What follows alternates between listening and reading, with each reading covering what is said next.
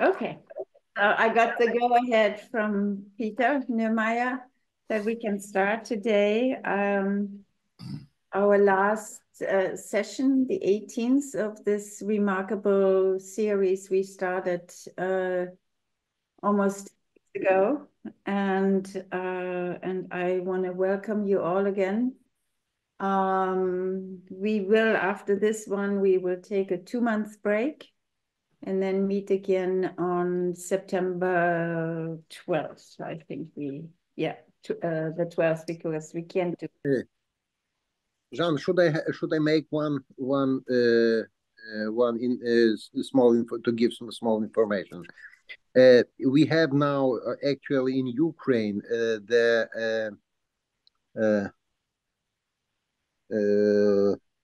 electricity problems with electricity problems, and we have the blackouts in many cities in Ukraine, and therefore some people maybe have have some troubles to connect. Okay. Because that only to say because and they can come or go from the that is Okay. Yeah. I mean, it's good and at the same time sad to know that that's the case. It's true, there are not as many maybe tonight as they've been in the past. But by now some very familiar faces. But I wanted to say first that I really, really have appreciated this platform. And I wanted to tell you too that some of us who are now also here on the screen have all been in Helsinki at a conference of an organization that's called ISPS, where Françoise Davoine was a key speaker. And I was also on a panel at that same conference, and we both spoke exactly about the work that we have been doing together and you've been doing. And I sent Oleksandr a paper. So just to say to you that how much we have learned from you. And as I keep writing and saying, I feel like the tables have really turned in the sense that we're learning an enormous amount from you and from the different cases we've heard. And I think both Françoise and Jerry also feel very grateful for that, and probably also feel that they're eager to help, but I think they're also as much learning from you and from all the different therapists and analysts who've really volunteered to be here. So I know it's a terrible time for you guys, and we can only be there in spirit and with all our emotional support for you. And yeah. Anyway, is there something else, Oleksandr, you want to say, Oleksandr Filts? No, not special. Only not to this topic, but connected with our meeting that at September 23, we have the Freud lecture, and this Freud lecture will be held by Françoise Davoine to the topic the new paradigm in the psychoanalysis. So it is announced, and Oh, thank you, yeah. Oleksandr. Yeah, so we have September 20 our platform, and September 23 your lecture. Okay. Yeah, thank you. That's all. Thank you. So as you know by now, what I do repeatedly at the beginning of our sessions, I remind you of the case we heard last time. And at some point, we'll put all these cases that we've heard together and make a full package of this. But that will still take some time. Anyway, the last session that we heard on May 23rd was again a very remarkable one. The therapist, her name was Svitlana Mikhailiev. I don't know whether she's here also today. presented a case of a young soldier who had been severely injured in the war. He was paralyzed from the hip down and could not move.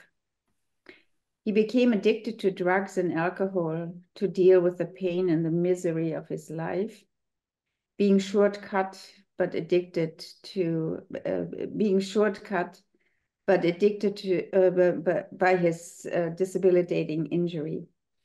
He was a self-described junkie who did not expect much from life anymore and who was immersed in a world of drugs at a rehabilitation center in Lviv. He would get the drugs from outside, pay a lot of money, and that's the way he could keep up his habit.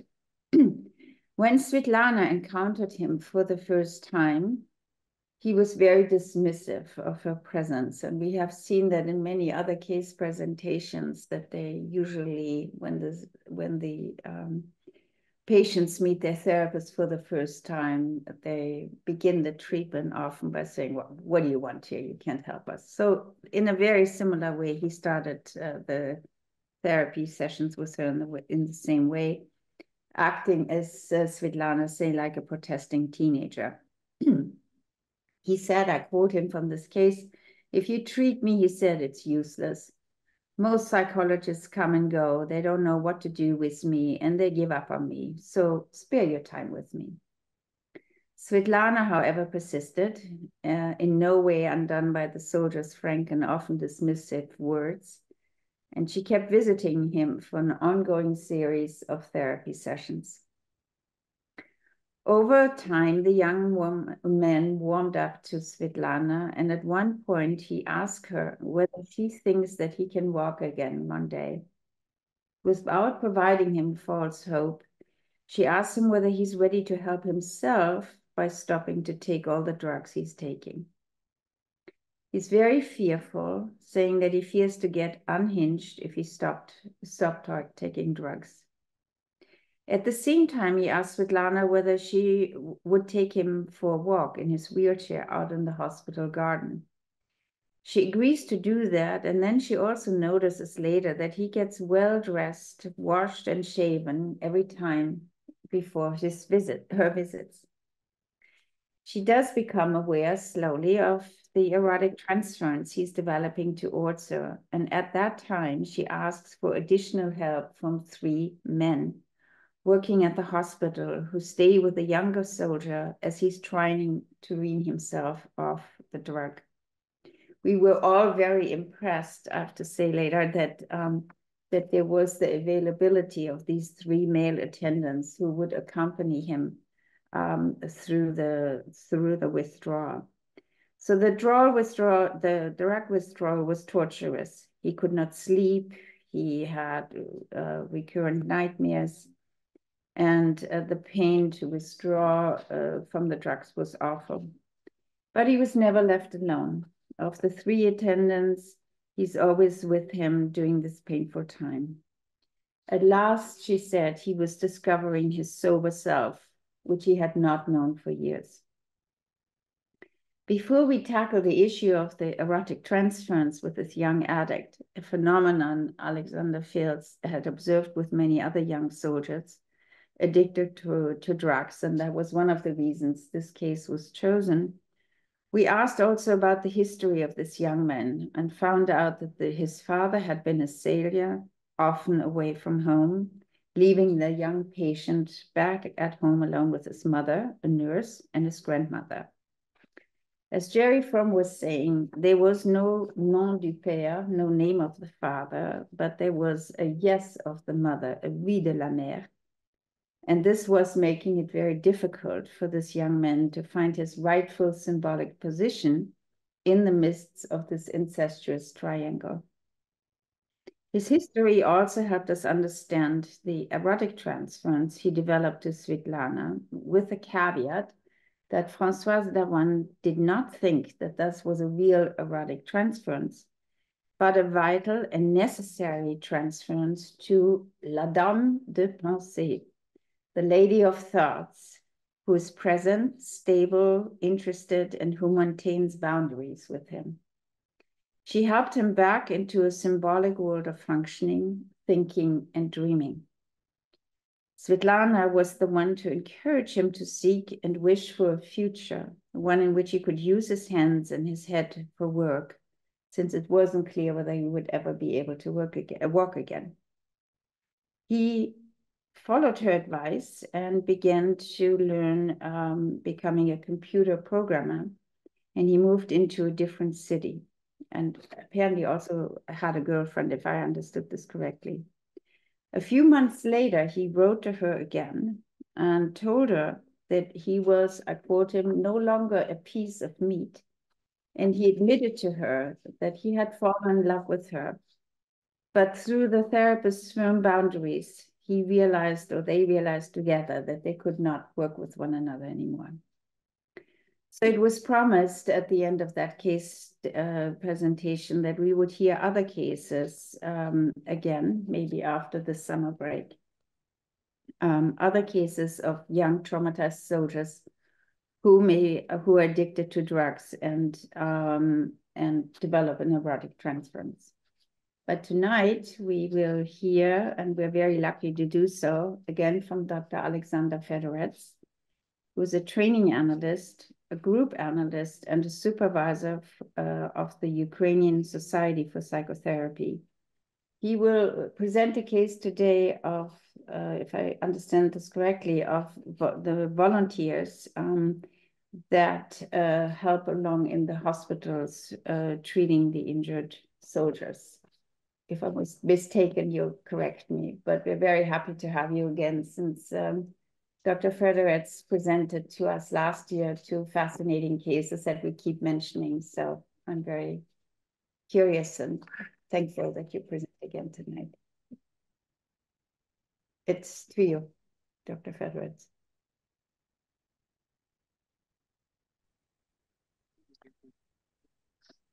Thank you very much for this chance to make a presentation.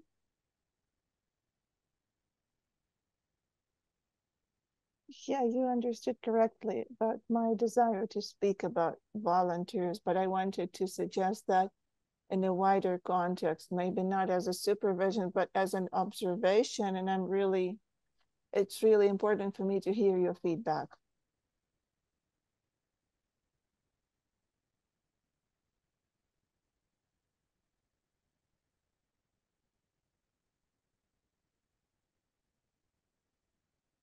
I'd like to look at the group dynamics as an example of a group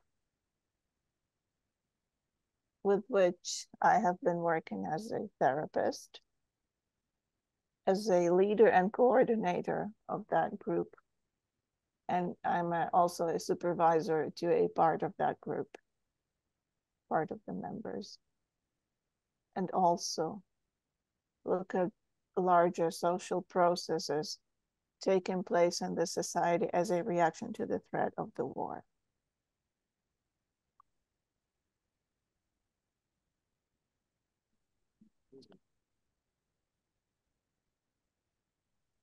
I will start with a quote from my publication dating back to March 20th, 2022. And that was less than a month since the start of the full scale. I wrote something like that.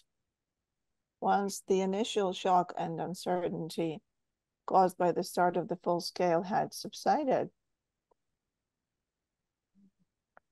it became possible to discern a certain division of the Ukrainian society into 5 distinct groups.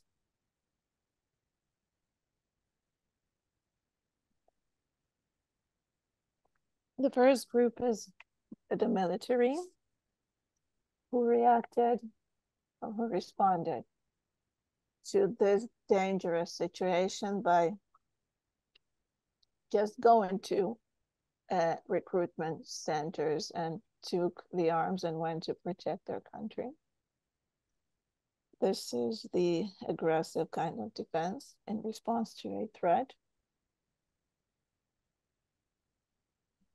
The second large group is the volunteers, And I mark this as a reparative trend.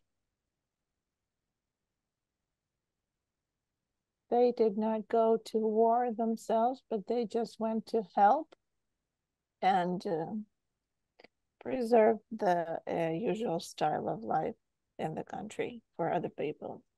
The third group is refugees who perceived such a great threat that they thought it was better to move either to the west of the country or abroad.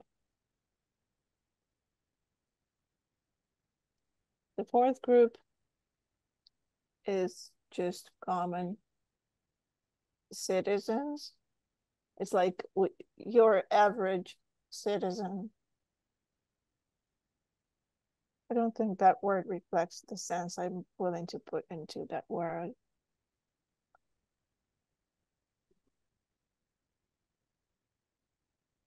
And common citizens perceived the situation of the war as of a temporary one, and they just bore it and waited for it to end.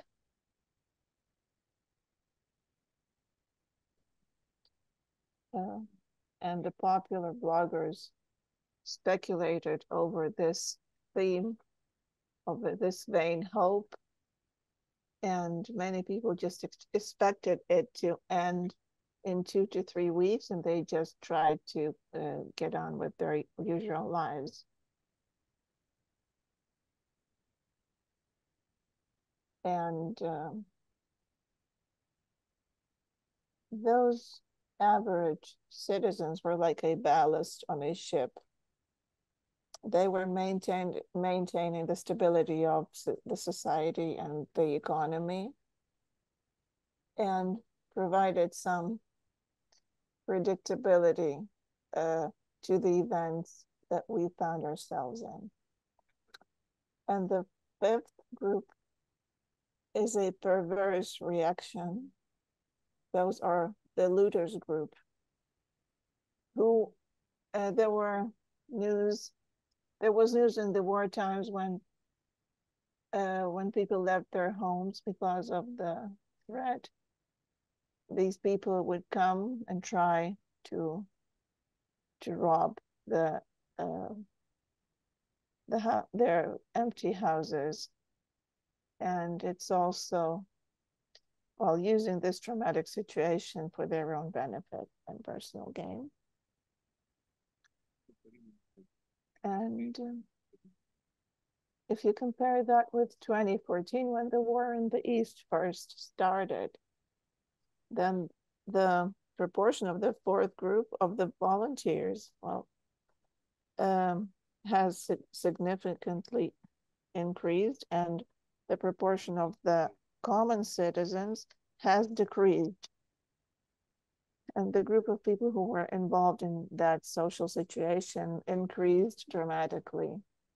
Well, actually, the common citizens can be perceived as a reservoir for this postponed reaction to the threat. And the increase of the threat and radicalization of the society led to the common citizens moving to refugee groups or military groups. So their denial was not working anymore. So they were forced to take a more active stance.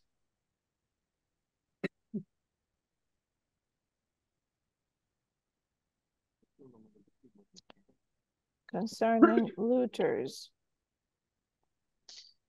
there was an obvious zero tolerance towards representatives of that group in the society, and many people were caught red-handed, and they were punished by the citizens themselves. But there's still this problem, how to deal with major looters. Those are the people who are in power and just use the situation for personal gain.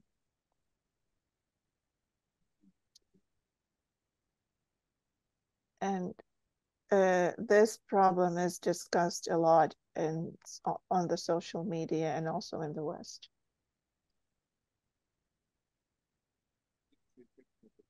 I wrote this text to reflect on that division in our society and the social conflicts in the social media when people started blaming each other.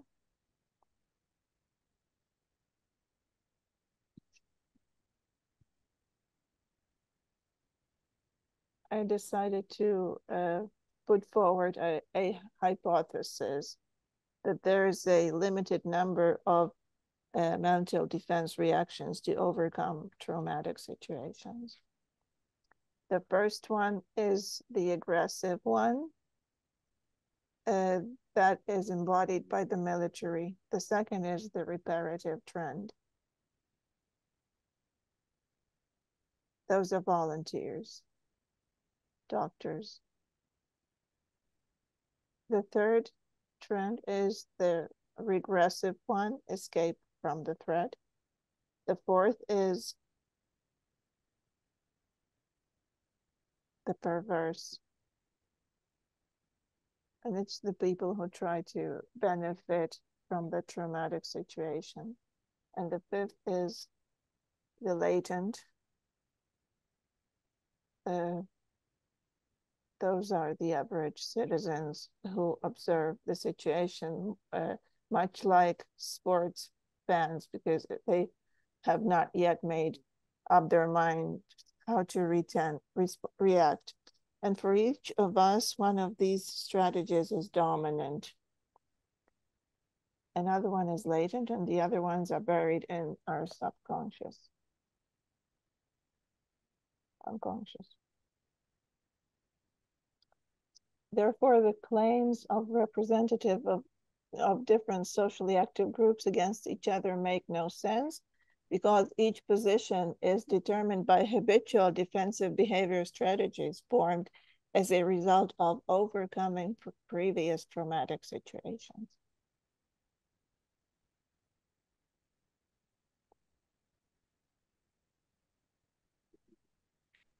Today, I would like to focus on the community that represents the reparative trend, to which I think I belong.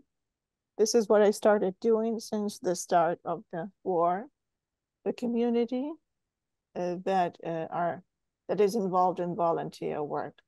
Massive traumatization has elicited a powerful reparative response in a society which has manifested unexpectedly on a large scale as volunteerism, a widespread social charity movement.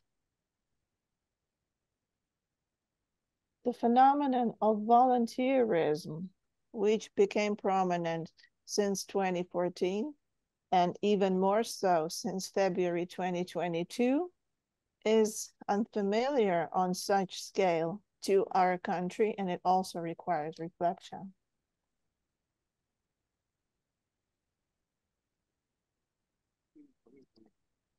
Some of our colleagues continue this activity and keep providing assistance to the survivors despite their own exhaustion. And this aspect of human behavior caught my attention around 2016. While participating in providing psychological help on a volunteer basis in Ukraine, I observed many colleagues whose drive to help others to overcome psychological trauma seem to have aspects of compulsive self-destructive behavior.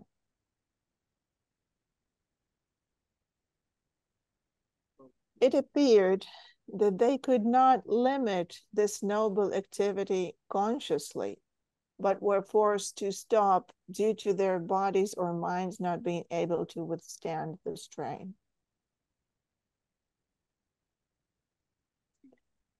The compulsive desire to, quote unquote, save the world is quite common in the volunteer community, which has even led to some self-ironic memes, one of which is a quote unquote to chase down and impose or inflict good upon someone.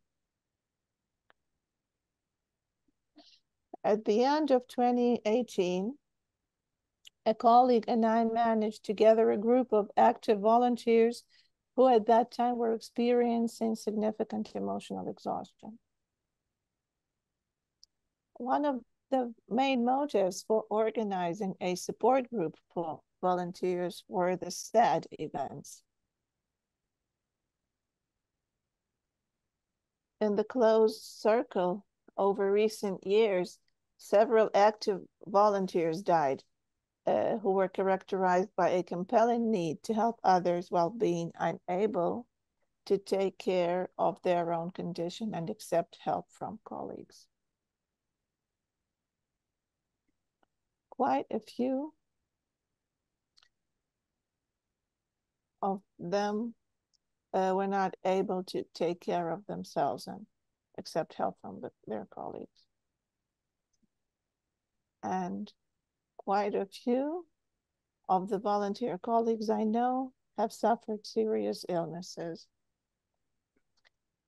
The group included 8 active volunteers and 2 psychotherapists who were themselves involved in volunteer activities.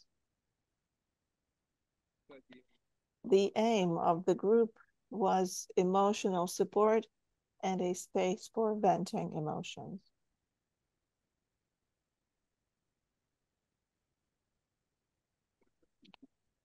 For the group therapists, it was surprising that despite the extreme relevance of the request, participants attended meetings very irregularly. It later became clear that most participants perceived this opportunity not as help, but as an additional burden, which was easier to neglect.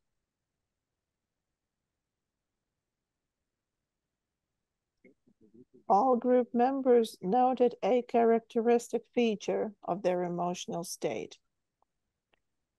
That was an overwhelming need to care for the survivors, which sometimes took on compulsive traits, felt as an inability to get off this crazy merry-go-round.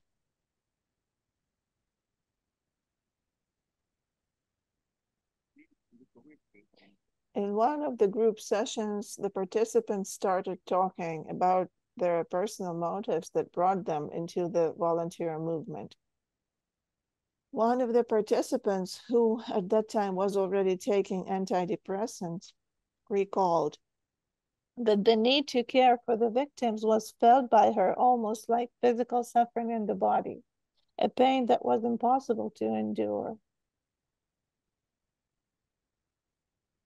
She added that if she had not gone into volunteer work, she felt that she might have gone mad from helplessness.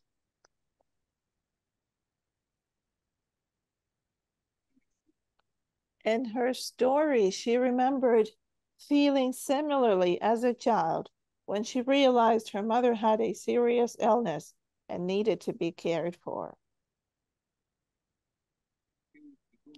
This realization made her feel like an adult early on.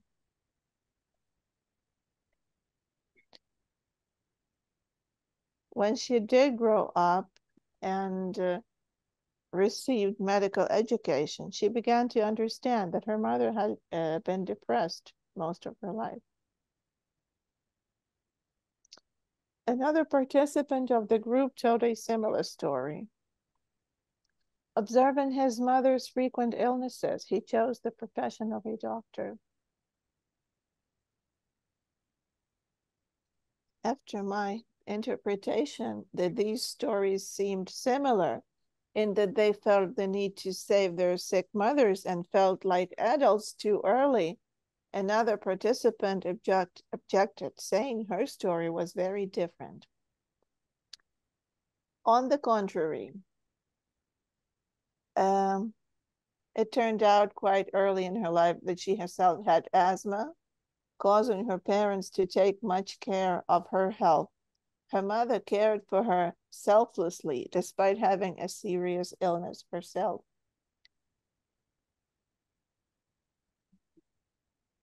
In my next comment, I noted that this situation appeared mirror opposite to the previous one.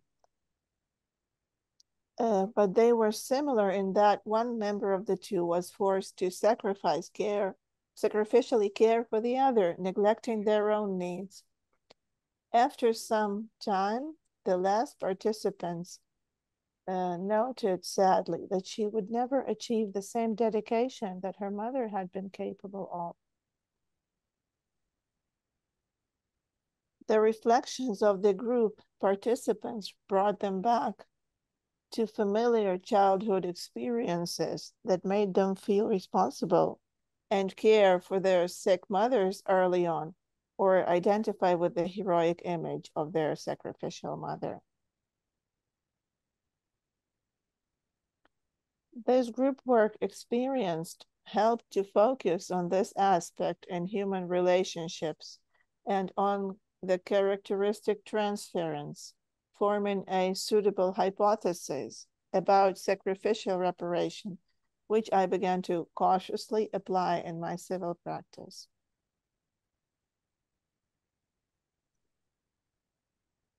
I wrote a text which is soon to be published in the Ukrainian Psychoanalytic Journal. But I still would like to focus our attention on the problem we have in the situation where a part of my colleagues who have psychological and psychotherapy education exhaust themselves with this kind of activities, which makes them end up in the risk zone. And we still continue to suffer losses. My knowledge and experience helped me to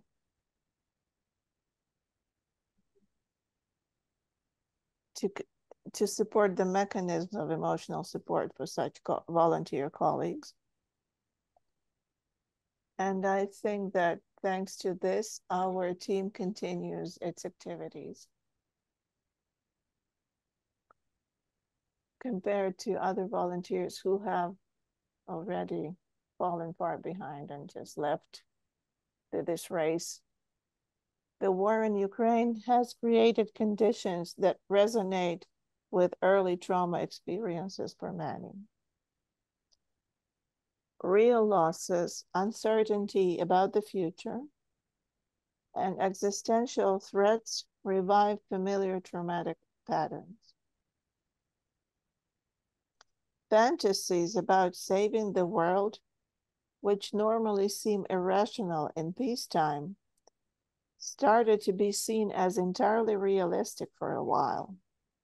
The sacrificial behavior of military personnel and volunteers determines the fate of the country and of certain social groups who have suffered losses and hardships due to the war.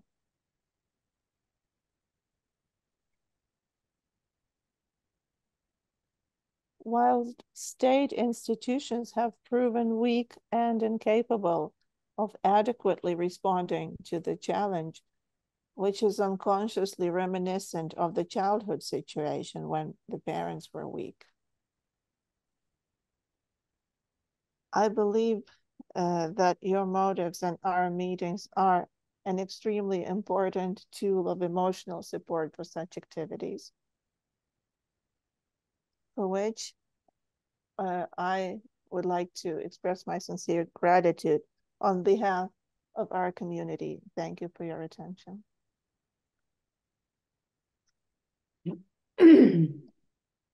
Thank you, Dr. Fedorets, to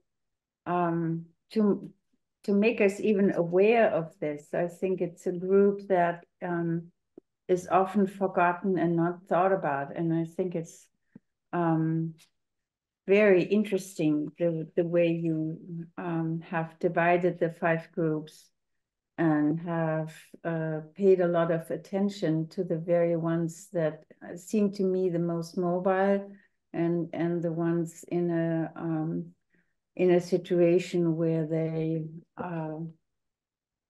help the common citizens, but I think, as you point out, also often in such a compulsive way that they hurt or sometimes kill themselves in the act of sacrificing themselves and helping the others. Françoise, you usually go first. Do you want to go first? Yes. Both of them are busy writing, so you can see how much food for thought you have provided. No, it's just a question. I missed the part, Oleksandr, Okay. I missed the part. You decided to create group support at some point. Is it what I understood? Yes. And to different volunteers or in the same region, or you want to create those groups in different places?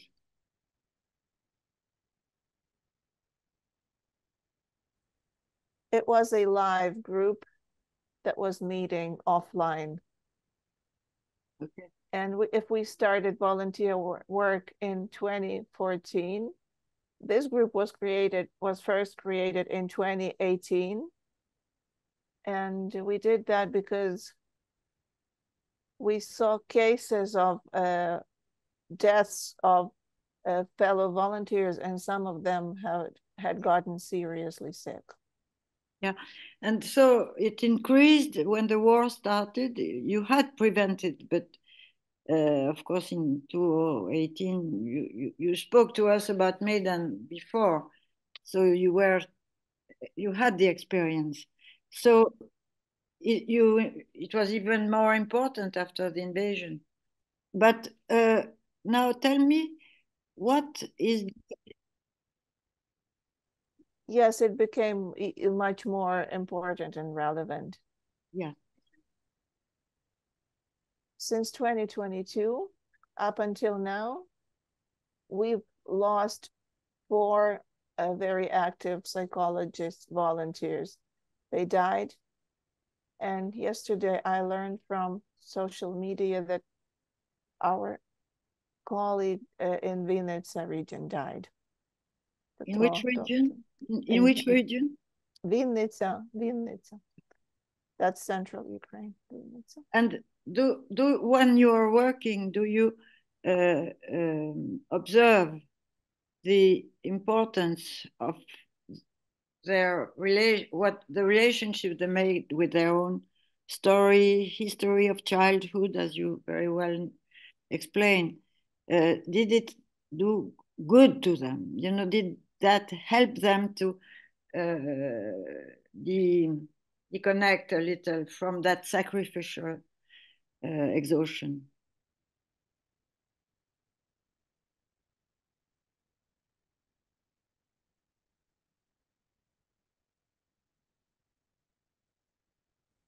The group we worked with in 2018, 2019, I think that I think it did help the majority of the group, and some of them went to personal therapy after that. And now in 2022, I say it helps me to understand their motives better, and also taking care of them in supervision groups and paying attention to this exhaustive behavior that they demonstrate. Because just a third remark, in another group that we share, some of us here, after somebody spoke about traumatized mothers, it was in a novel, a traumatized mother. A lot of, well, not a few, started to say, oh, we became analysts because of our traumatized mother. So that is at the base.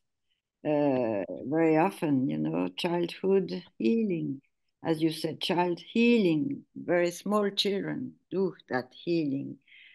But it seems that the condition of war accentuate the sacrifice side, as you say, like in the military, So it broadens the power of self-sacrifice, which could be more contained in another situation. What do you think of that?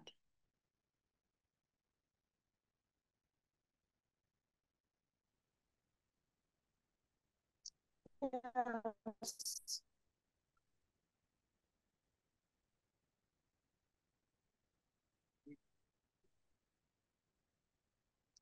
A small manifestation of what you said. That group did not include analysts. Those were psychologists, and not only psychologists, and psychotherapists of various modalities, and also physicians and volunteers who just took part in providing. But the common thing among them was that they complained of extreme exhaustion, and they were still unable to stop. And then we didn't feel as much danger in 2018, 2019. Still, they could not stop. They just kept going. Is there a way? You seem to say it's like an addiction.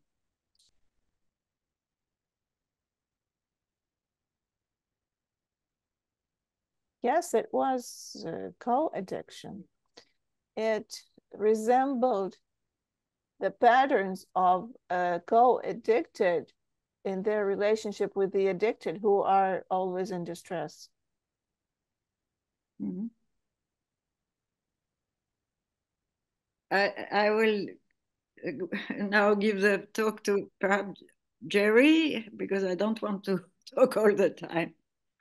Thank you, Oleksandr. Jerry, do you have questions, comments? No, but I have some comments, but I don't mind listening to Françoise for a long time, actually. Well, a couple of comments. My first thought was, of course, about Freud's early writing about trauma, and specifically about the issue of helplessness. Helplessness as one of the key critical experiences in a traumatic situation. And so, people find their ways to find agency and to overcome the helplessness. And in a certain sense, the whole operation of volunteering is a step in the direction of overcoming one's own trauma of helplessness. The other thought I had is that your group, the volunteer group, is, in Françoise's terms, the second in combat. There's the warrior group, and that warrior group has to set aside feelings of vulnerability, feelings of empathy, all kinds of feelings in order to carry out the war. And the second in combat, standing behind the warrior, carries those feelings of care and concern and vulnerability and lives them out in a profoundly important way.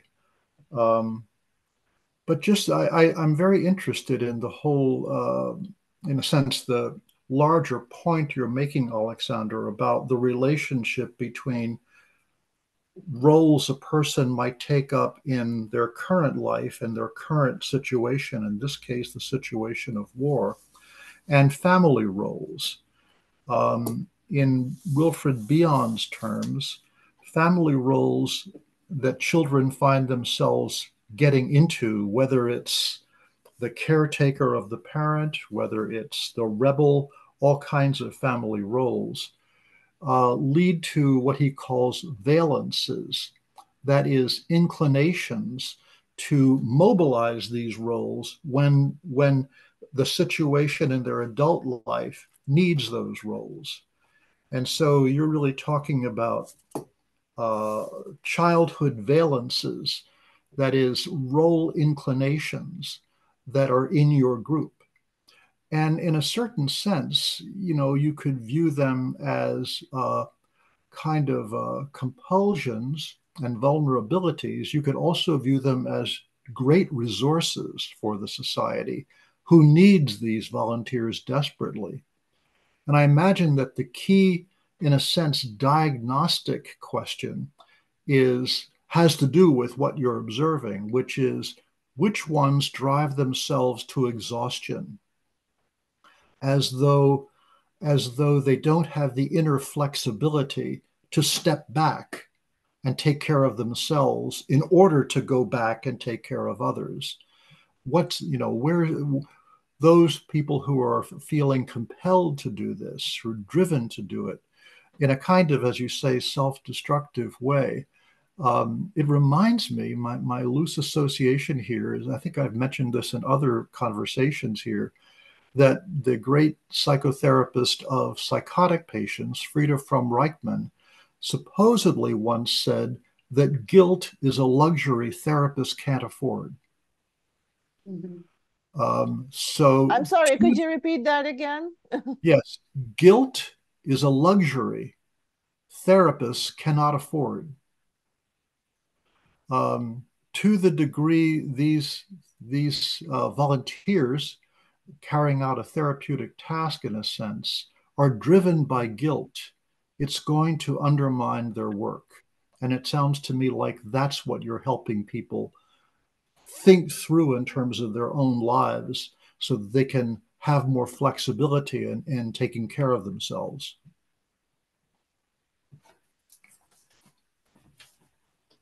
I think that's a very important point.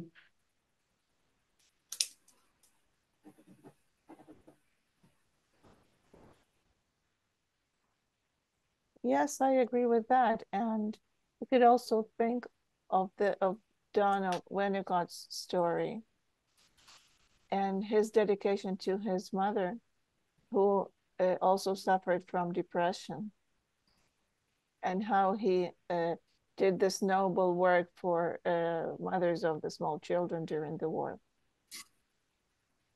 And I agree that this compulsive activity, I think it feeds on the latent feeling of guilt. Mm-hmm. That if we don't save everyone, the catastrophe will happen. Mm-hmm. A disaster will happen. Yeah. Yeah. May I say something else? Thank you, Jerry.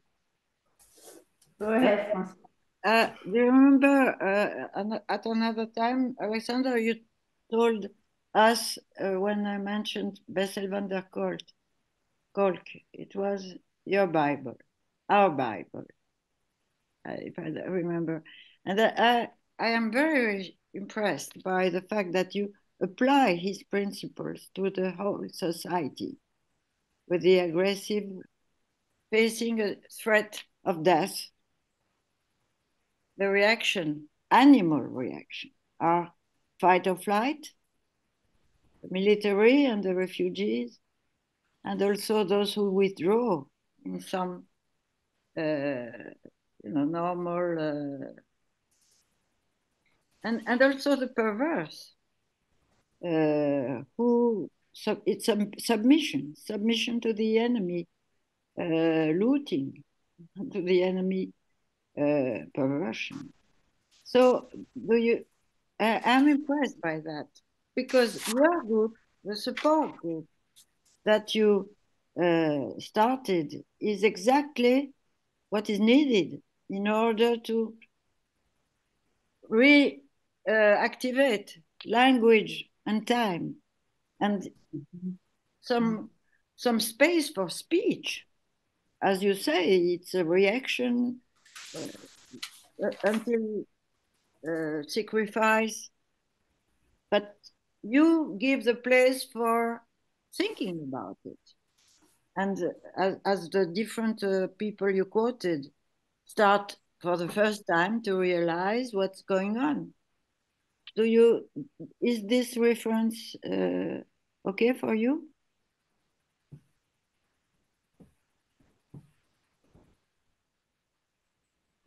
I don't quite agree that this perverse reaction is like submission to the enemy. I think it's rather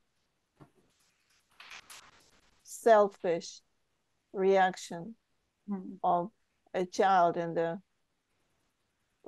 in the conflict between the parents, tries to manipulate and receive personal gain from either of them. I think it's a really cynical response. It does not sound like Stockholm syndrome. I think it's just about abusing trust. It's more about abusing trust. Mm-hmm. And concerning the volunteers, I think it's a trend that represents reparation and tries to repair things that are being destroyed.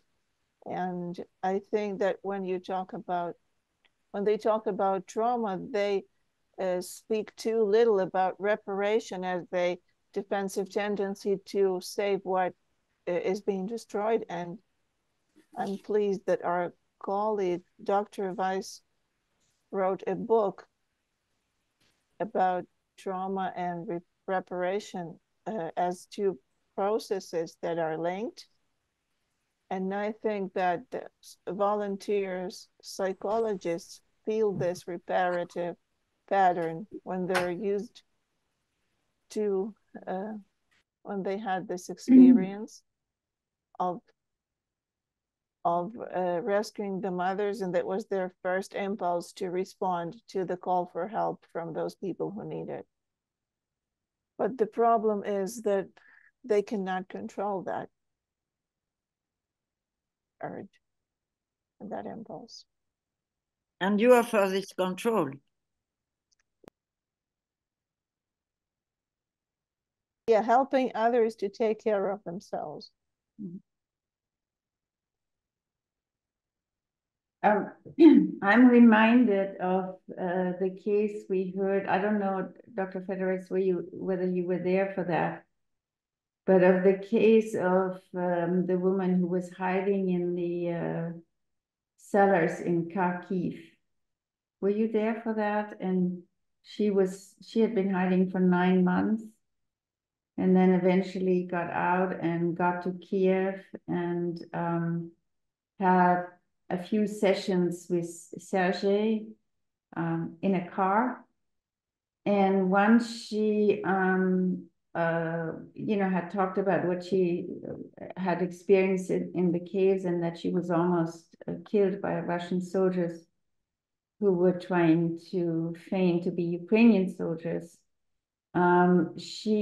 I felt she was compelled to go on and help women who had been raped by Russian soldiers in a particular institution, I don't know the name, in Kiev. And I was strongly reminded of what you said, because it seemed like that was really her only way to get over her own terror, is to help and transmit what she had experienced herself.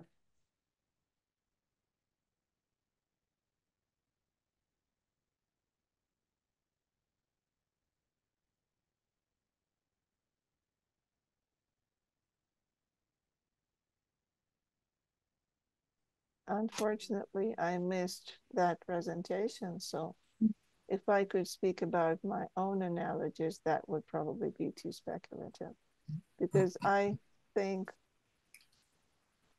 well, what resonates with me, it's the people who had experience of that style of relationship. It's either their own experience or it was something they dreamed of receiving for themselves. And when they had these mothers who sacrificed themselves for them. Mm-hmm. Well, the very interpretation of this experience allows the person to restore the control over those impulses.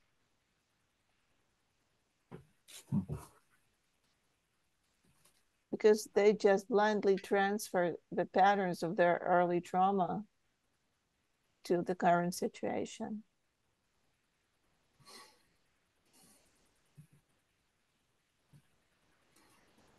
Mm-hmm. And when you present this pattern, is it enough for them to withdraw a little and to think about what this compulsion, to think about this unresistible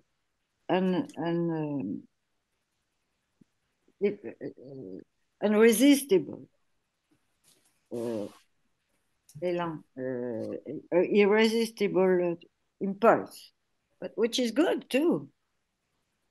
But can they then see the limits?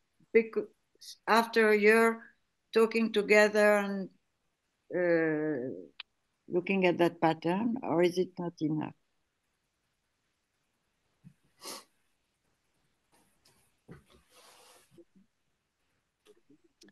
You see, I'm not their therapist. I'm their colleague.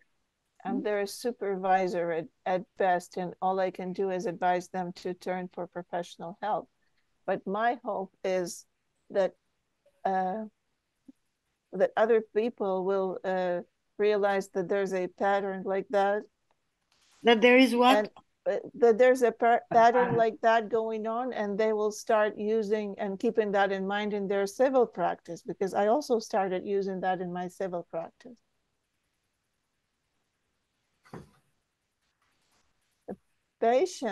My patients with whom I work as an analyst, when I turn their attention to that, it is really therapeutic.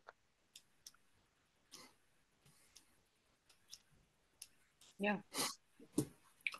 Yeah, and I can imagine that, even though it's not a psychotherapy context or a psychotherapy group, that having the space to think in the way you're helping those volunteers think about the links between their growing up and their current role in society is very freeing to them, very, very, very, very valuable. I was thinking about the issue of reparation, and one of the classic papers in the analytic literature is by Joan Revere, who talks about a kind of manic effort to repair things, to save the world, to save everybody. In her formulation, this kind of manic effort to repair has to do with the repair of the things one has done oneself that are destructive. So it really kind of raises the question. I was thinking about the division of labor that your groups represent. One group, the military, represents we are going to carry the rage here and we're going to enact it. We're going to kill. Another group carries something about healing, but everybody in the society must feel something about the rage or something about the healing or something about the wish to flee.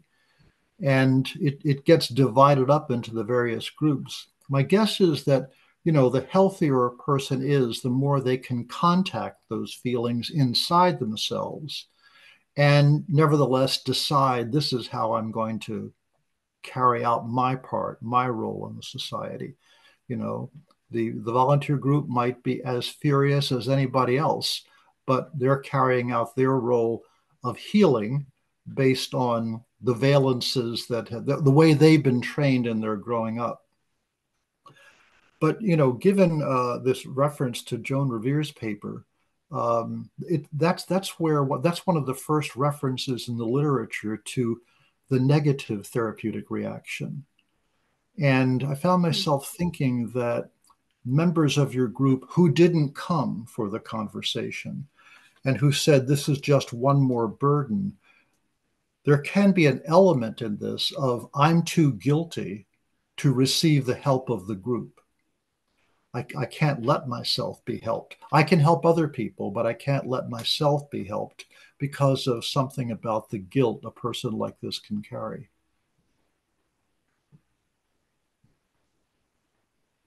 Does that make any sense?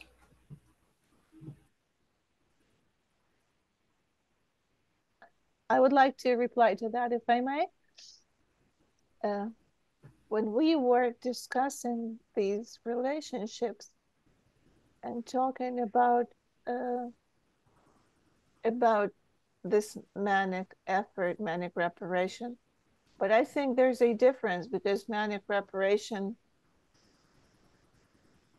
is directed at magical repair and denial of the problem. And it's also driven by the feeling of guilt, which cannot be repaired. And people who devote themselves to this sacrifice and reparation, they often have huge social achievements in their life, and these are people who deserve respect. But the problem is that they often cannot control that. That's the difference. Yes, and you paid attention to that.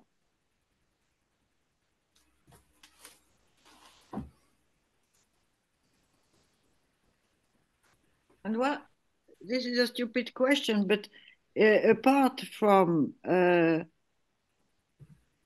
relating what's going on, do you use also some, I don't know, transitional play, not play, but tales or literature or music, or to, not to stop the drive, but to introduce some other dimension on in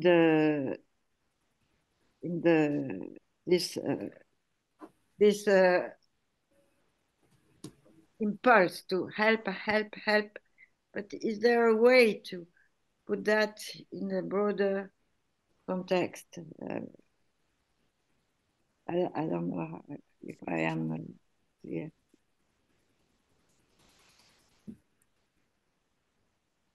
Yeah, I will reply the way I understood it. I don't do any art or music therapy myself, or any body work, but I know where to direct them for that.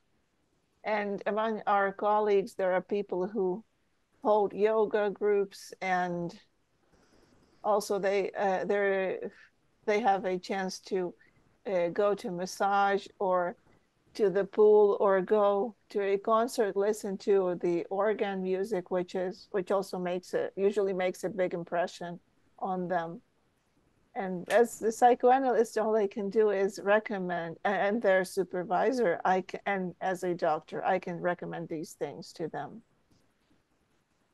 Well, you understood perfectly my question. Yeah.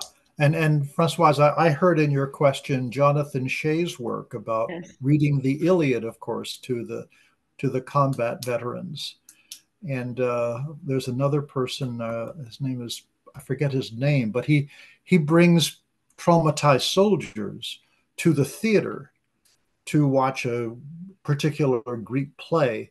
And there's something about the creation, as you said, Françoise, of a transitional space where the person can feel, this is about me. No, maybe it's not about me. Back and forth, trying those things on. Very important. Here is a Harold Cudler, who knows about that theater you speak on. Yes. Yeah, I was just going to type it into the chat. Maybe I still will, but that's Brian Dowry's, and his Yes. called Theater of War. And it's expanded beyond war to looking at the COVID pandemic and to a number of other issues. I will put a link to their website in the chat. Thank you, Harold.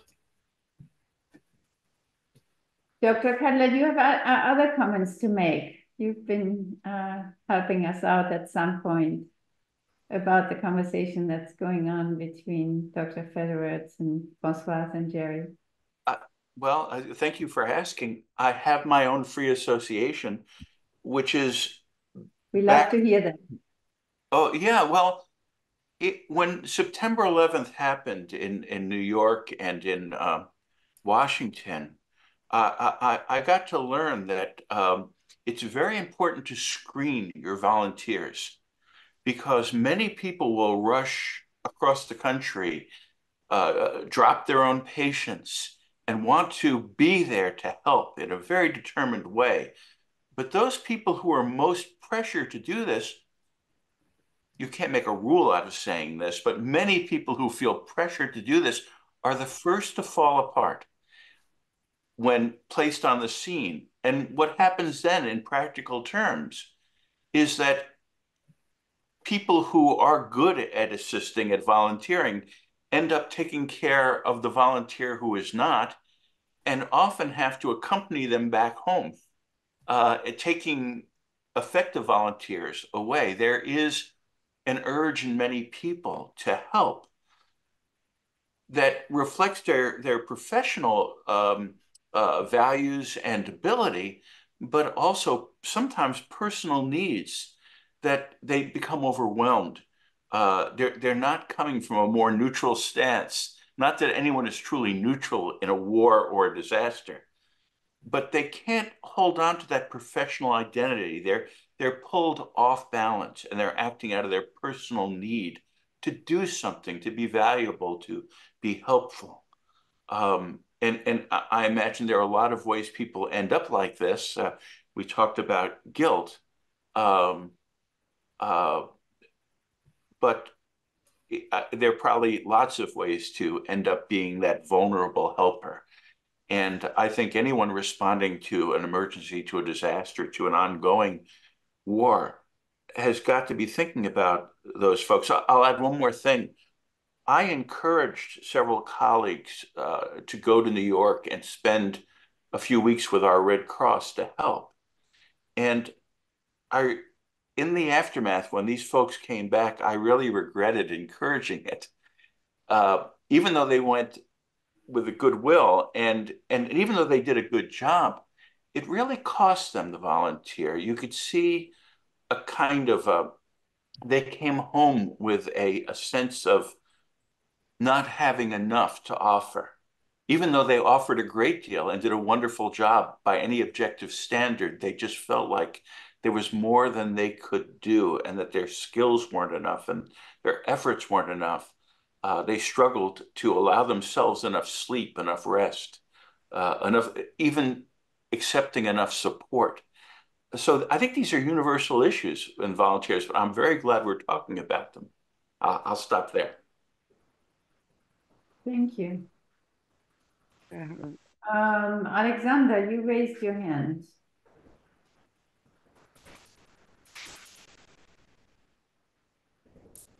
I'd like to make a brief remark, if I may. Yes, please. Go ahead. We would need some time to realize that the psychologists are not needed at the site of explosion. What they need is water and warm blankets and coordination. You need holding there, not containment. It's just simple human care is what you need initially.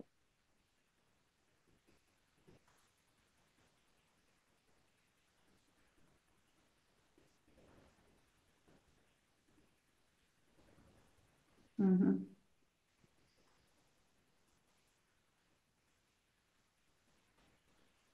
But I remember when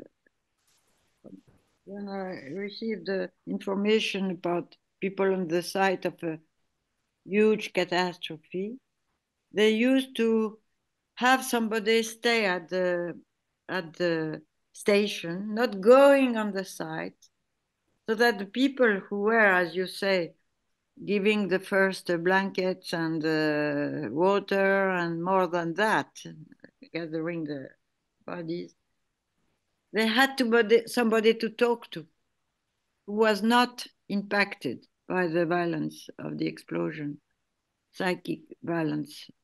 So even if you don't need psychotherapy on the site of the explosion, for the people who go there, and as Oleksandr says, trespass their limits, their physical and psychological limits, they need somebody to report to who was not in it. What do you think? I don't know. I read that. I don't know if you, and then Oleksandr, you come next. I don't know if you know a woman called Helen Bamber. She actually founded the Helen Bamber foundation in London, where she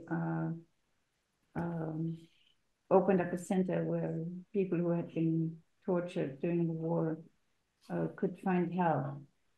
But she herself started as a nurse, going with the British soldiers to different concentration camps when after World War II, when they were liberated, the Jews, and many were dying. So there was, there was almost no food or blanket given. But she taught us back then how important it was to just simply sit with them, sometimes only hold their hands and sometimes hold their whole body. And she told us that many of these soldiers died in her arms, but how important the simple, I think, Françoise, as you would say, the simple human contact was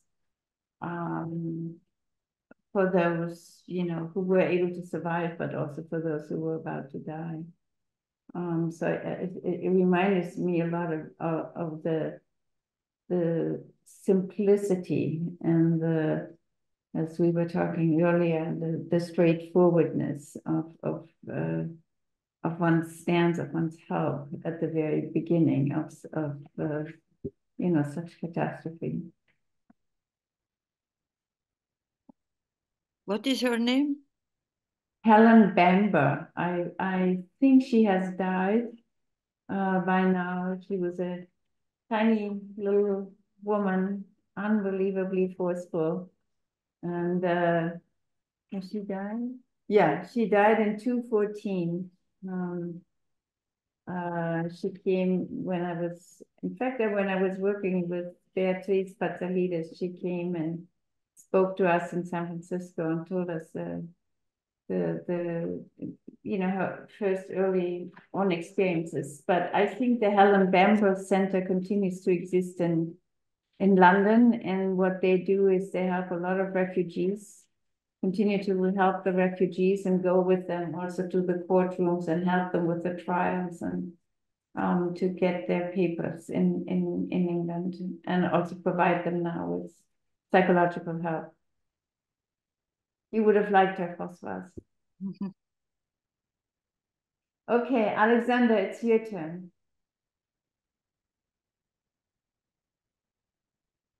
Yes,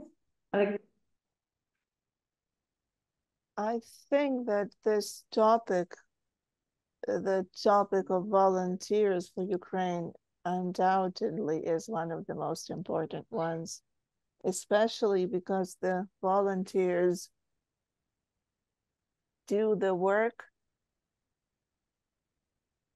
that is frequently isn't provided by the state. So this is an important issue for discussion here, because we keep reflecting on that subject, and we have different categories of volunteers, and we speak mostly about volunteers, not the ones who fundraise, because there are also huge groups that do fundraising and function in a different mode, which provide holding. But there are also volunteer psychologists and psychotherapists, and we have to speak about those, because Oleksandr has not only psychologists, but mostly psychologists, because he also supervises them. And because this is an important issue and we deal with it daily, because we work with volunteers in our clinics, and our state clinics would not be able to work fully without volunteers. Right now we have up to 15 volunteer psychotherapists in our clinic who come, who don't get paid for their work, but they study at the same time. But I think it's a really important issue, and it would be really important for us to hear your ideas and from your experience, like how it happened on 9/11 in the US. And I'd like to add that I would be хто це говорив про 11 вересня. Я перепрошую, я не побачив вашого імені. When Harold Goodler was speaking about the 9/11s, how all the problems of volunteers could be boiled down to one concept, like guilt or repressed feeling of guilt, and maybe, well, the need to play the role of the deficit in the relationship in childhood. But I think that the motivation for volunteering is not just personal deficits, and maybe there are other motives, like what I observe among our volunteers, that there is this distinct social resource, that they have a need to realize their social needs, which cannot be realized in the state structure. And I think that this resource is more related to the problems of the family script, of the family tradition, and maybe the things that the parents pass on to their children, that there is something that you have to be socially active, you have to help others. I call this a positive superego, which is transferred from the parents to the children. And I think that this discussion is really important, but I would not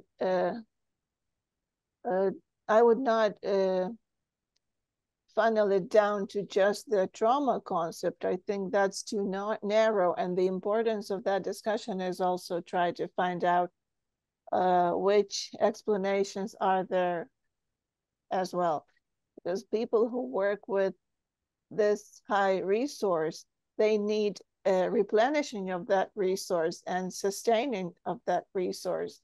So they need to find ways to replenish their positive resource. So I don't think it's just the deficits in childhood that lead you to doing volunteer work, but there should be there's probably other resources. That's a good point. I did not aim to regard the volunteerism as a phenomenon itself.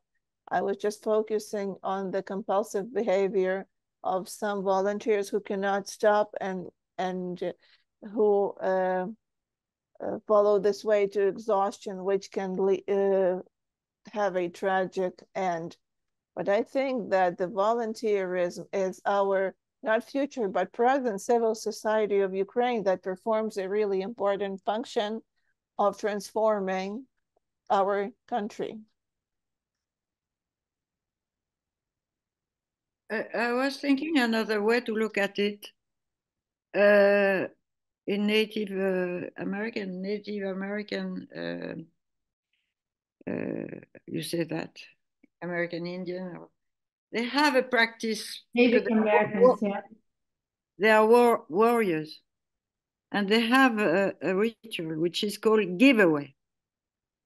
And they explain to us that, you know, in our society where accumulation is a value, when you have lost everything, like in war, and the counteract is giveaway, is to lose, but voluntarily, not to lose, to give away. And I think those volunteers are also in that mindset. The problem is, as Oleksandr said, no limits. Because if there is no limit, I don't know, psychologically or not societal limits, if it's not something that the society, as you alluded to the government and so on, if this is not recognized and also limited for a simple reason that, as you said, the body cannot take it infinitely. And my second, so the giveaway is a way to restore life when everything is lost. It's paradoxical. And the second thing is also that I read this in a book called On Combat by Dave Grossman. He said that after you have given a lot of what he calls adrenaline rush, there is an adrenaline dump, and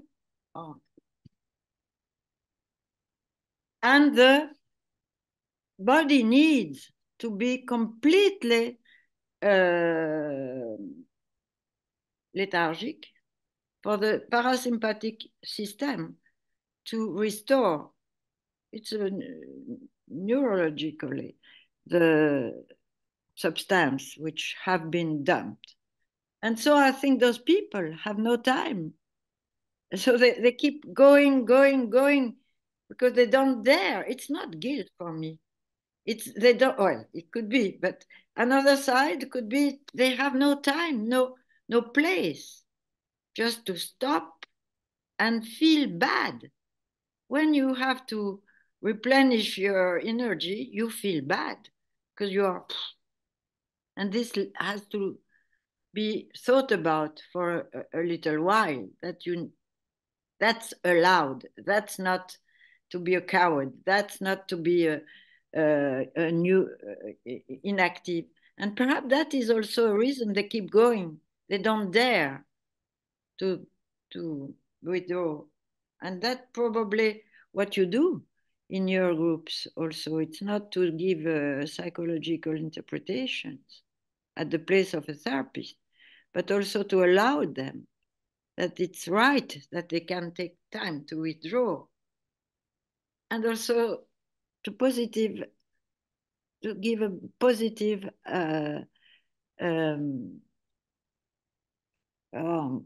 tonight my English is not good, to give a positive look to the giveaway. Because, it's after you say, we sacrifice, it's not good to sacrifice and so on. You can't help it. But then, when it's recognized, you can allow yourself not to sacrifice yourself all the time and have some space to stop. What do you think of that? Françoise, let me, because Alfred has waited for a long time and he has I think, very important question also to Oleksandr that you put in the chat. So why don't you, if you don't mind asking it directly? Yeah, hi. I just want to thank Oleksandr again for an amazing presentation. There's just so many ideas going through my head from that presentation. And the one that stuck with me, though, was the curiosity as to how the volunteers died. You mentioned a number of times that you lost 4 or 5 of them. And I was thinking of suicide, but I wondered just how they died.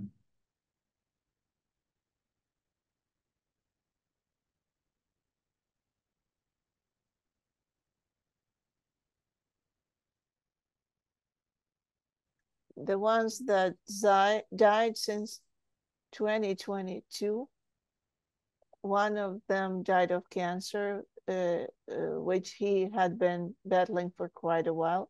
And one of them, a lady, died because of stroke. Tatiana Yeroshenko, I didn't know her quite well, so I don't know the cause of her death. But those were people in their 50s, at least. And I think that exhaustion, I also think about a volunteer, a colleague of mine who died because of acute pancreatitis. I think it also has to do with locus minoris. And there's no one fixed reason why the tragedy happens. And I think that also one of the volunteers died because of COVID. But I think that this exhaustion also led to her decrease in immunity. And also, if you think about the diseases that our colleagues contract, everyone just has some weaker spots that they get affected. I guess I was thinking of people mentioning that the body keeps the score, and perhaps in these cases of exhaustion, the body keeps the score in various ways.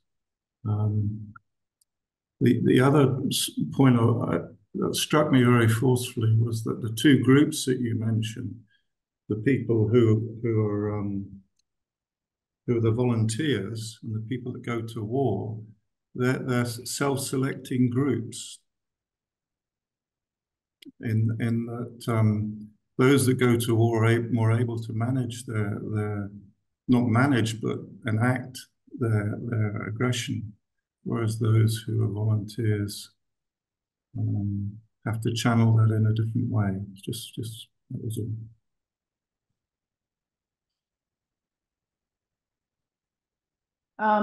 Michael, before I ask you for your comment or question, I wanted to read to you what's in the chat from Dr. Cutler. I don't know if everybody has access to that. But he says, yeah, I want to be clear that I don't want to pathologize volunteering in any way. I have the highest respect for volunteers specifically because they take on such a difficult task. But I also am thinking of Harold Soule's article about the dedicated physician in the field of psychotherapy and psychoanalysis. And he's speaking of clinicians who are working with severely psychotic patients, but there may be parallels and work with severely traumatized patients. So if you, he put the reference to Soule's work in the chat if you want to read it. So, but I do think in our discussion, we have to keep in mind, which is, I think, what you meant, Dr. Federitz, is that you are worried about the ones who are compulsively volunteering and not being able to you know, keep their own boundaries or looking out for themselves. They're so invested in the other, and that you know, can become a much more dangerous situation for themselves. It reminds me, Erica, I don't know if you want to talk more about it, but in another group that I'm participating in, we met such a volunteer, namely Max, and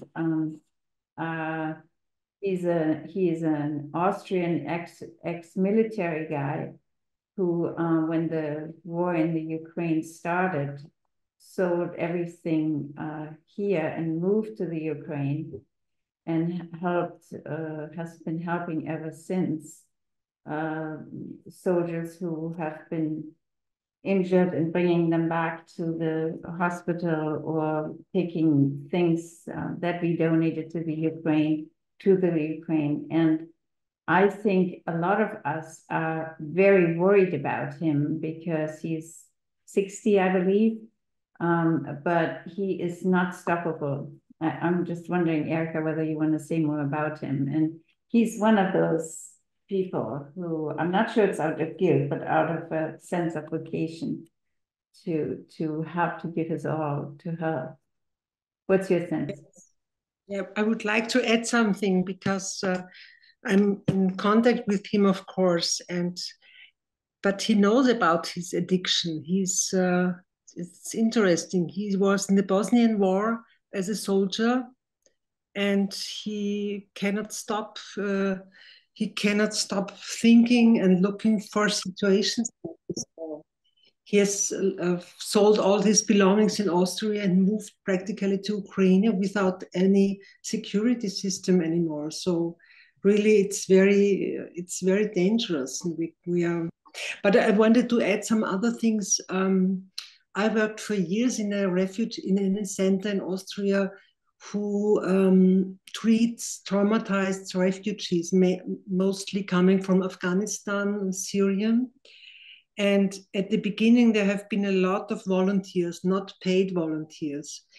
and they had so many. The institution had so many difficulties because, like one of you, I don't remember who in our group talked about the hype at the beginning from volunteering, without experience, without frame, without knowledge, without being conscious about what someone is meeting. So they stop this volunteering without being paid, and they accept now only people who are paid, like everybody who is working in this institution. And most of them, and mostly it's now obligatory to have supervision, which is important, I think, because the problem of volunteers is often that they are so narcissistic sometimes that they won't accept any help. I think that's an experience we all have too. So Michael. Yeah. Mm-hmm. No, thank you, Erika. Michael. Thank you, Jeanne.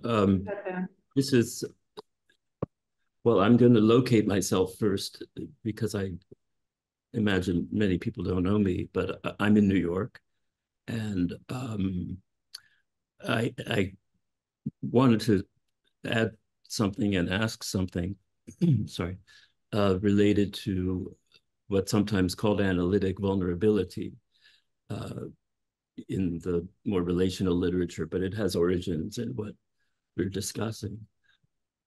But I guess I have to confess that as a New Yorker who was here 23 years ago and many before that, I'm unaware of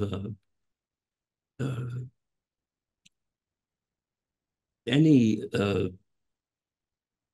well, I'm unaware of any attention paid to not just the volunteers after 9/11, but to many people or to most people in the mental health community following that. And I think this group is so interesting and helpful to me about something in the present, but I find myself, and today especially, thinking back to that experience and the volunteerism that was directed in certain directions, but not at that, the field maybe hadn't progressed far enough to direct it toward ourselves or the needs of people in practicing or working outside of the volunteer setting. And I don't want to go on long, but I recently, and I don't remember how, came across a reference to a former patient of mine from that time who is in Ukraine doing some kind of volunteering. And I think he would be in the category of people we're concerned about, that we're talking about.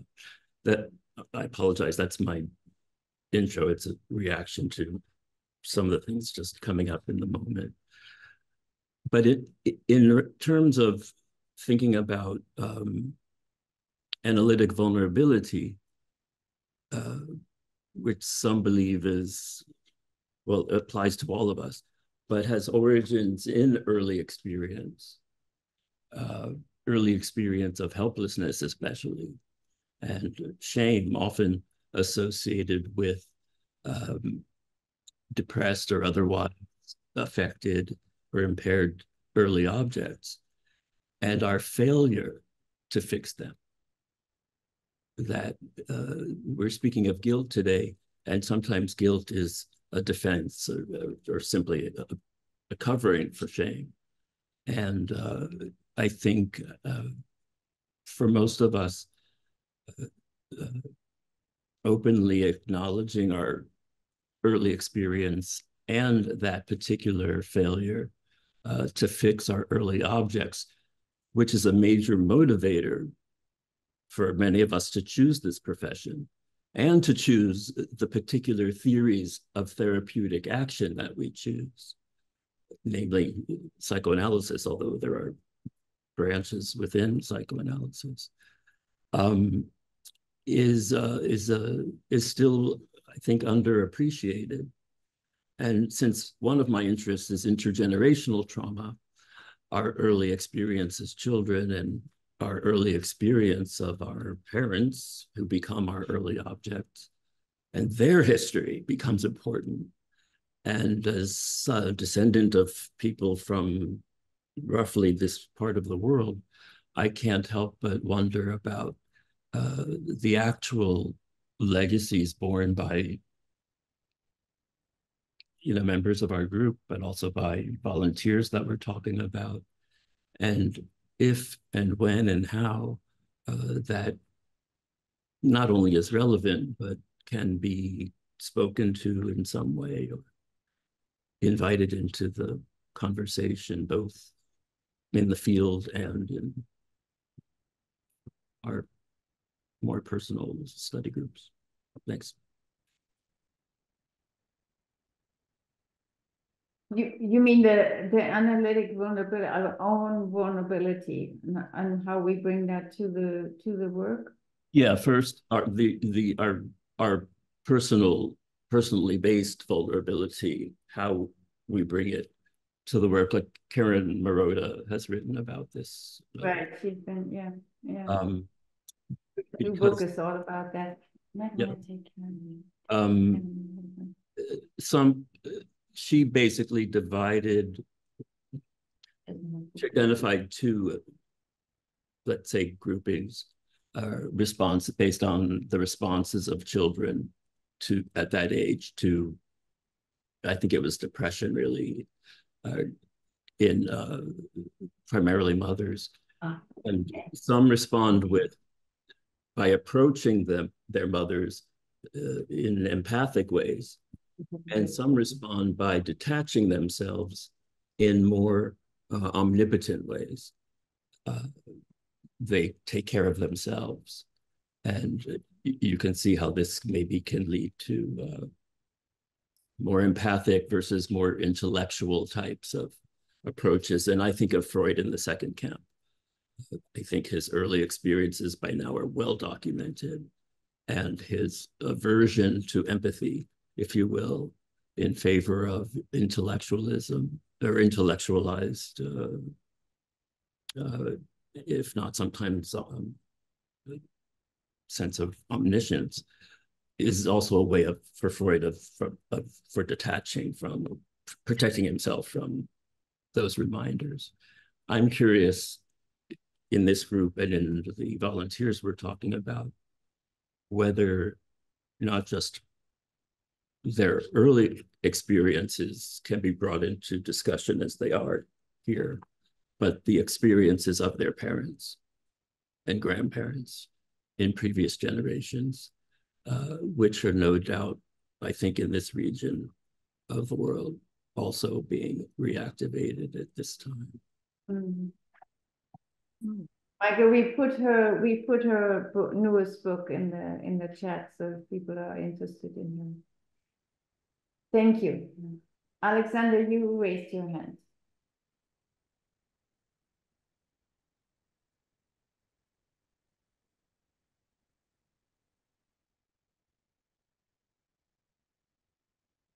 Thank you. If I may, I just wanted to bring up one terminology thing that's interesting to me. I apologize for that, but I try to make it really simple. I'm always really interested in one point that is not quite clear to me. Well, I'm trying to regard this in relation to what we're trying to do now in the war. Also, we're trying to build a specific concept for addictions therapy. And in addictions, there is this, well, the generally accepted definition of addiction. And maybe this is what these volunteers suffer from being addicted to their volunteer role.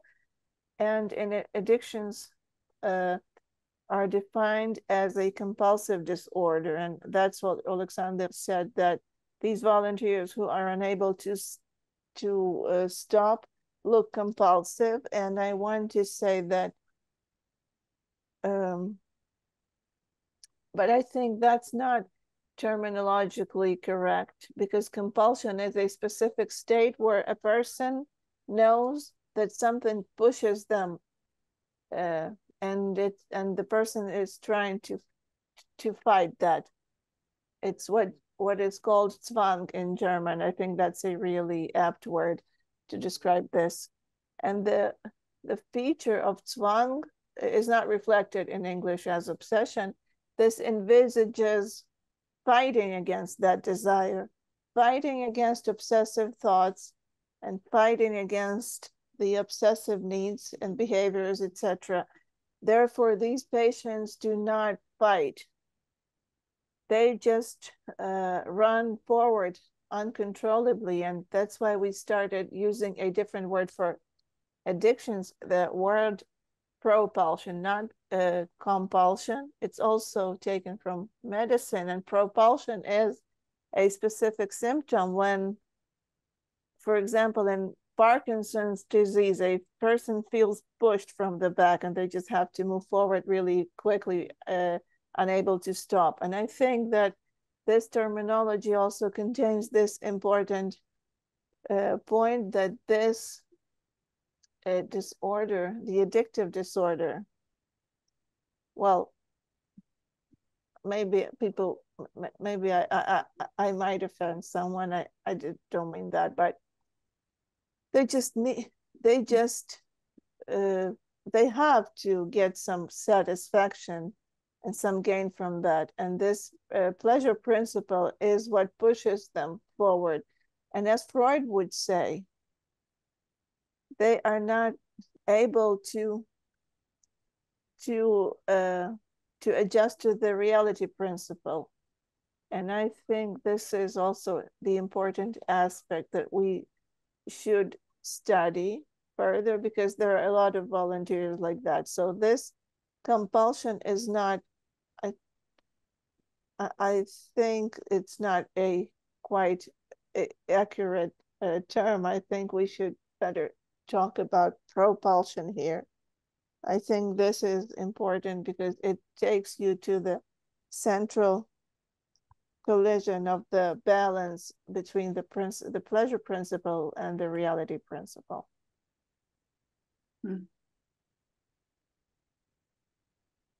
Okay, we have one more question and then we are drawing to an end. So, Erika.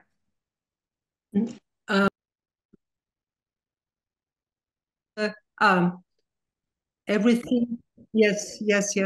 Everything we are talking about reminds me of the so-called, I think you know it all, the so-called helper syndrome.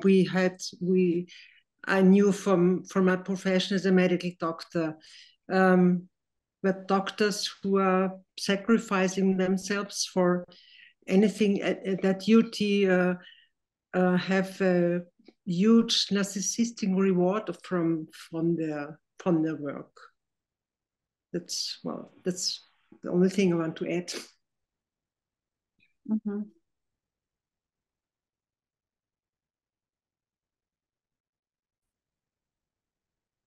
I tried to reply to that briefly. I thought about that for a while. Can I continue? Go ahead. Go ahead.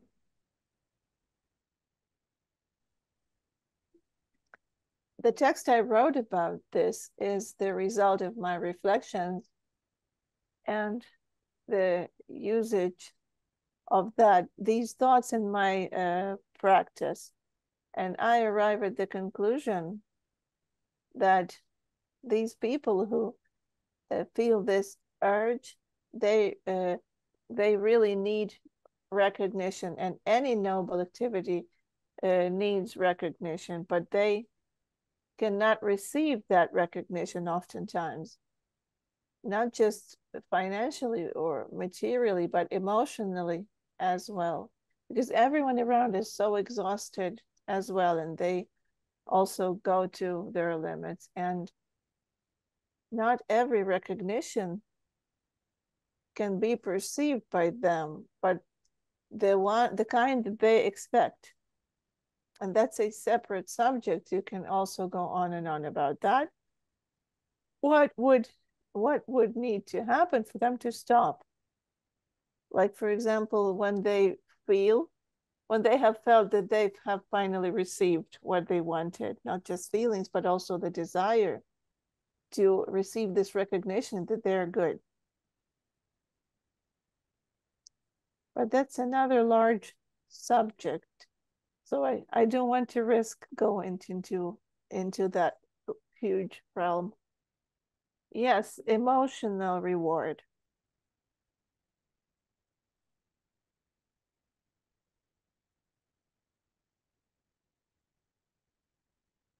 Any further thoughts by Françoise and Jerry after? Yes,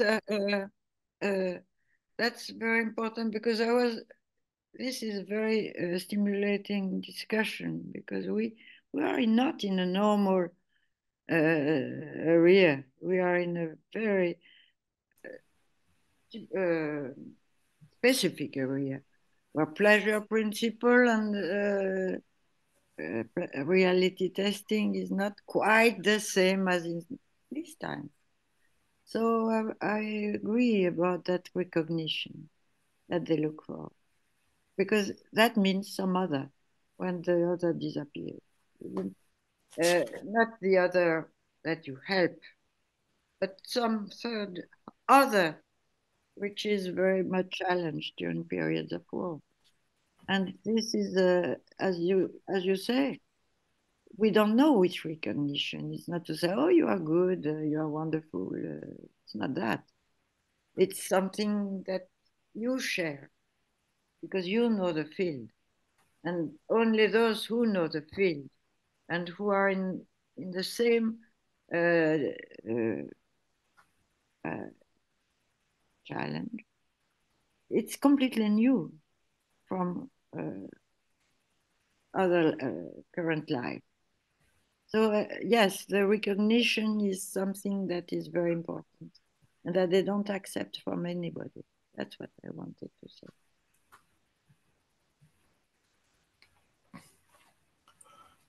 And for me, another thing very important in Oleksandr Filts' earlier comments, clarifying the issue of what's pathology and what's not, was, Oleksandr, your comment about the values that parents instill in their children that also become a resource, a kind of cultural and societal superego for making choices in the direction of these, in a sense, as someone said, noble activities.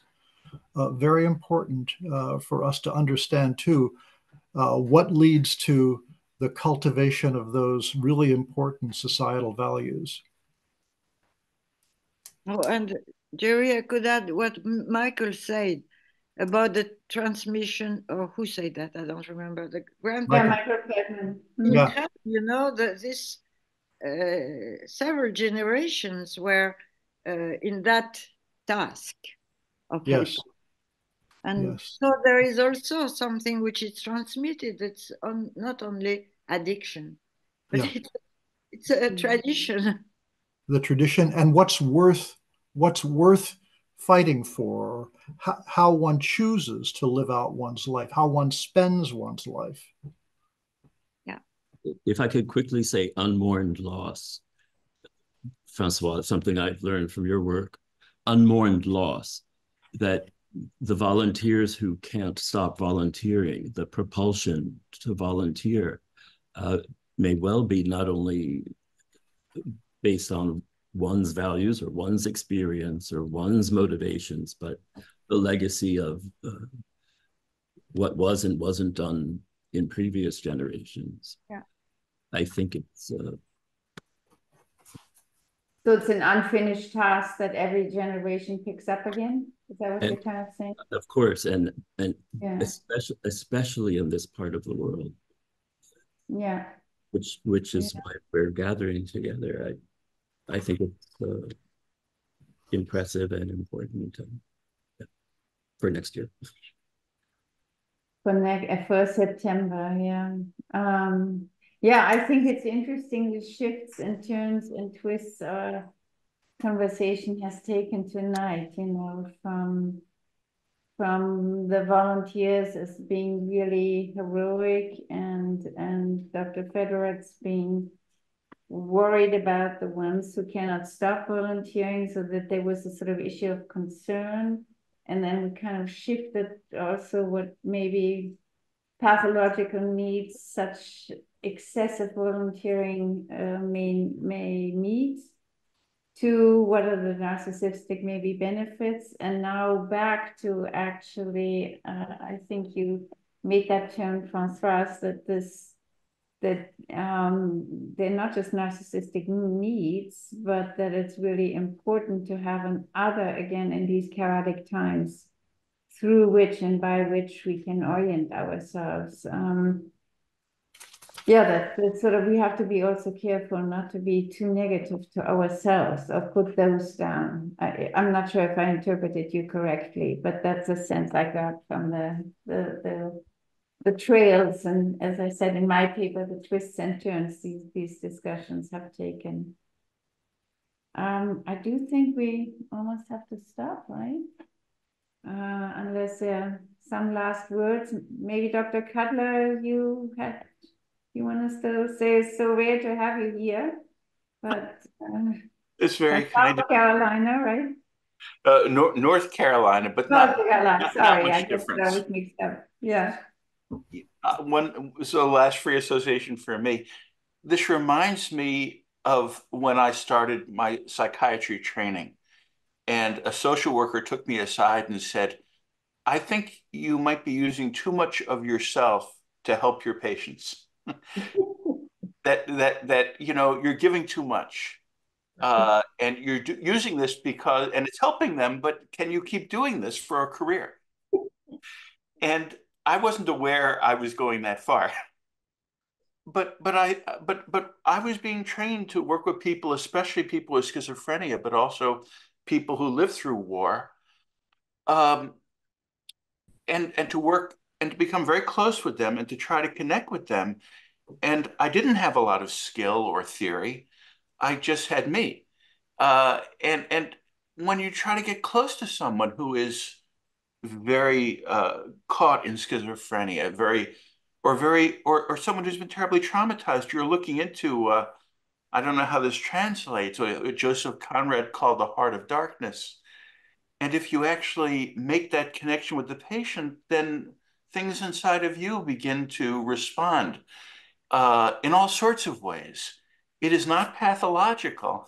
It's part of the work. I don't think you can honestly do the work unless you're open to this part of yourself, but you can't just use yourself. You need to fall back on all we've trained, and you need the support of your colleagues, and you need to remind yourself that you can't rescue another person by getting inside their skin and making a transfusion of yourself.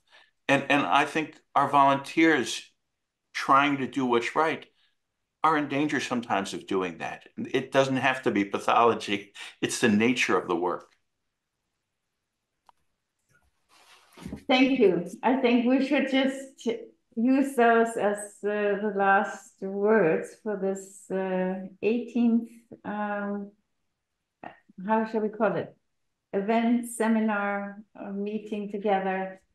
I really want to thank all of you. And I want to thank particularly Françoise and Jerry and Oleksandr Filts and Alexander Federetz for volunteering again to present a very fascinating group that we don't often think about. So it's also been very interesting for us to become aware of this very important group right now during the war. And last but not least, I always want to thank Oksana for this incredible job you're doing each and every time. So thank you, and we will see you again on September 12th. Hope you can all come again. Bye-bye. Thanks, everyone. See you in September. Yes. Bye.